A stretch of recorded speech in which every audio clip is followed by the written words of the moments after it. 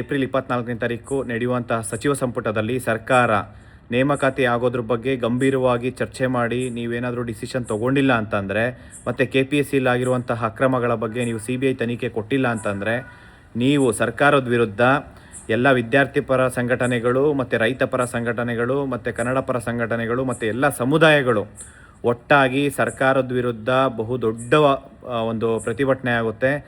ಸರ್ಕಾರಕ್ಕೆ ನಾಳೆ ತುಂಬ ಇಂಪಾರ್ಟೆಂಟ್ ದಿನ 24ನೇ ತಾರೀಕು, ಏಪ್ರಿಲ್ 24ನೇ ತಾರೀಕು ನೀವು ತುಂಬ ಗಂಭೀರವಾಗಿ ತೊಗೊಂಡಿಲ್ಲ ಅಂತಂದರೆ ನೇಮಕಾತಿ ಪ್ರಕ್ರಿಯೆ ಆಗೋದ್ರ ಬಗ್ಗೆ ನಿಮ್ಮ ವಿರುದ್ಧ, ಸರ್ಕಾರದ ವಿರುದ್ಧ ಕರ್ನಾಟಕದಾದ್ಯಂತ ದೊಡ್ಡ ಮಟ್ಟಕ್ಕೆ ಹೋರಾಟ ಆಗುತ್ತೆ.